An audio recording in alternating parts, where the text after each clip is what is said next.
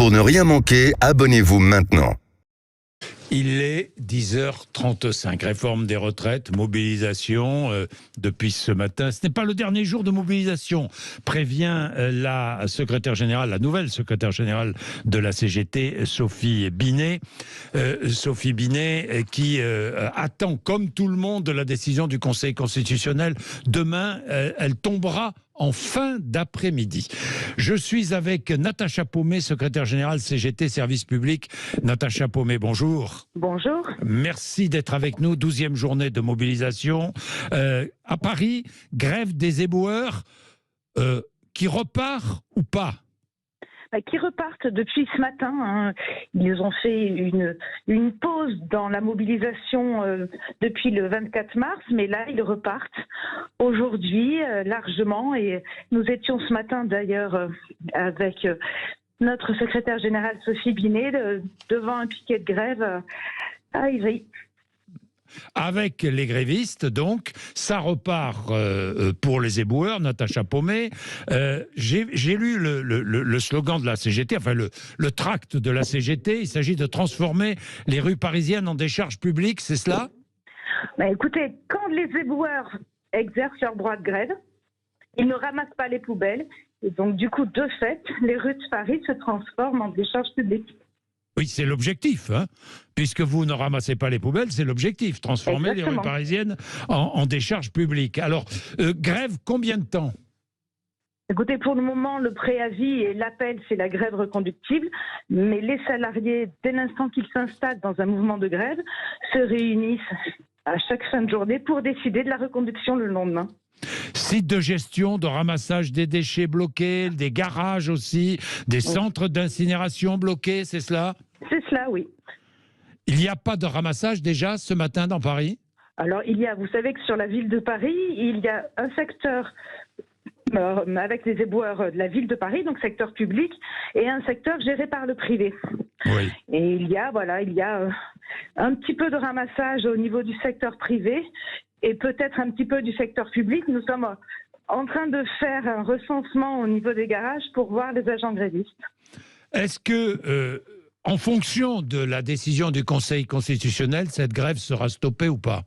Si le Conseil constitutionnel invalide totalement la réforme, à ce moment-là, nous avons ce que nous voulions, c'est-à-dire le retrait de la réforme, et donc du coup la mobilisation s'arrêtera. En dehors de cette condition-là, le mouvement continuera. Retraite aujourd'hui pour les éboueurs, 57 ans, avec la réforme, ça passe à 59, c'est cela, hein? C'est ça, oui. C'est cela, bien. Combien gagne un éboueur municipal à Paris? Je regardais un reportage, je ne sais plus sur quelle chaîne de télévision, c'était 2433 € bruts en moyenne en 2019. Alors ça, c'est pour un agent en milieu de carrière. En milieu de carrière, voilà. Voilà, mais un agent éboueur de la ville de Paris, il commence au SMIC, comme tous les fonctionnaires. Alors, milieu de carrière, donc 2433, début au SMIC, 30 heures par semaine, c'est cela? Ah non, ils sont aux 35 heures, aux 1607 heures, comme tout le monde. Ah, c'est pas ce que j'ai lu, mais 30 heures ou 35 heures? Ils sont à 35 heures. 35 heures dans le public comme dans le privé? Alors dans le privé, ça, je ne peux pas vous dire parce que moi, j'organise les agents de la ville de Paris. Et les agents de la ville de Paris sont à 35 heures. Alors, je regardais le témoignage d'un éboueur, je crois que c'est BFM TV qui a diffusé, ou une autre chaîne en continu, éboueur depuis 2009 à Paris. C'est un métier dur, mais c'est un métier que je pourrais faire toute ma vie. Il explique travailler de 5h à 13h tous les jours, vider en moyenne 300 poubelles et parcourir 9 km. Et il ajoute, les horaires sont bien, on est bien payé, mais surtout on travaille le matin, donc on a notre après-midi et notre soirée. Oui, ça dépend, cet éboueur, il a quel âge? Ah, il travaille depuis 2009. Oui, depuis 2009, voilà. Ce que les agents éboueurs aujourd'hui dénoncent, c'est des conditions de travail particulièrement pénibles et le fait qu'ils ne veulent pas travailler 2 ans de plus. Donc effectivement, après, ce sont des agents qui, s'ils sont devenus éboueurs, c'est parce qu'ils aiment la mission qu'ils exercent, ils aiment le fait de pouvoir rendre les rues de Paris saines et débarrassées de tout déchet. Mais ils veulent aussi que la pénibilité dans l'exercice de leur mission soit reconnue. Et le fait de reculer l'âge de départ à la retraite, c'est une absence totale de reconnaissance de leur mission et de la pénibilité de leur mission. Bien, ici, les auditeurs sont prioritaires. Nous avons 2 avis. Je vous garde encore 3-4 minutes, Natacha Paumet. Nous avons l'avis de Patrice, qui est architecte d'intérieur à Paris. Bonjour Patrice.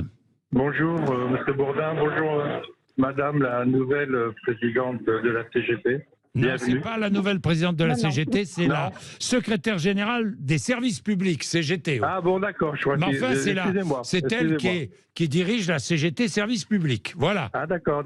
Ok. Alors allez-y, Patrice. Allez-y, qu'est-ce que vous vouliez dire? Vous habitez le 6e à Paris. J'habite le 6e, j'habite face au Sénat.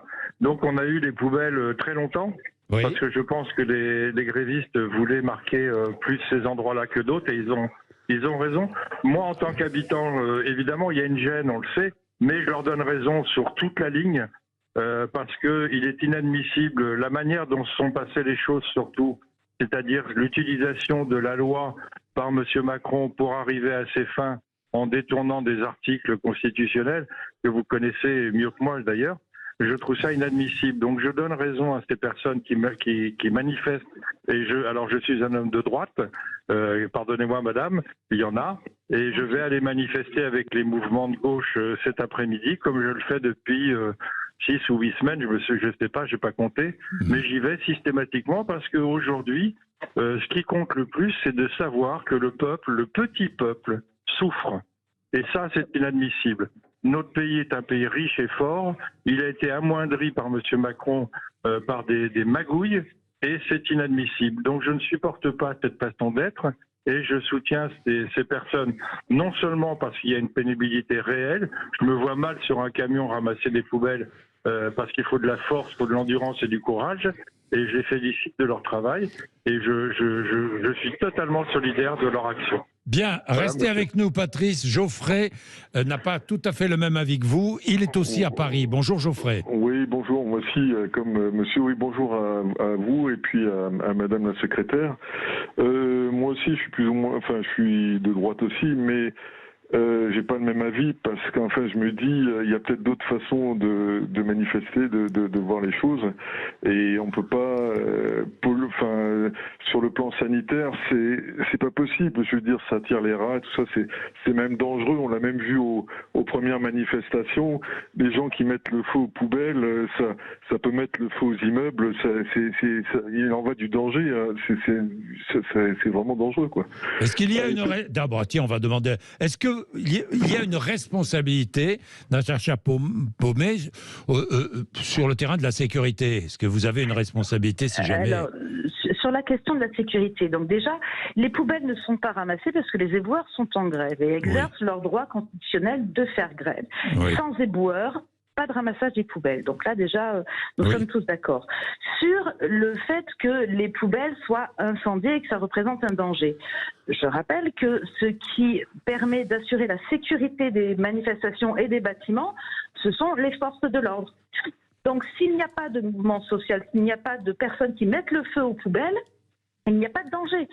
Oui, mais il y a peut-être des personnes étrangères aux mouvements sociaux qui s'amuseraient à mettre le feu aux poubelles aussi. Oui, et donc du coup, ce n'est pas la faute des éboueurs qui exercent leur droit de grève comme ils en ont le droit dans le pays.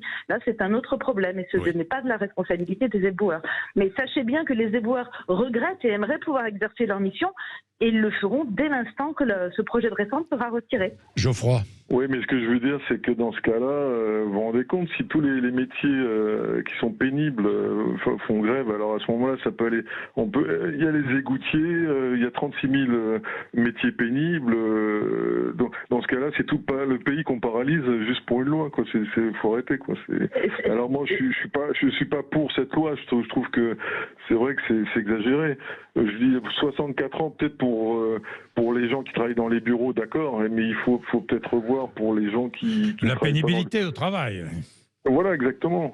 Faut voir la pénibilité au travail, c'est tout. Mais bon, dans ce cas-là, vous vous rendez compte le nombre de boulots qui sont difficiles. Alors, si tout le monde se met en grève, c'est pourquoi spécialement les éboueurs plus que d'autres. Voilà. Donc Le problème, c'est un peu comme les transporteurs, ils prennent un peu en otage, peut-être sans le vouloir, ils prennent en otage la France, quoi. C'est un peu ça.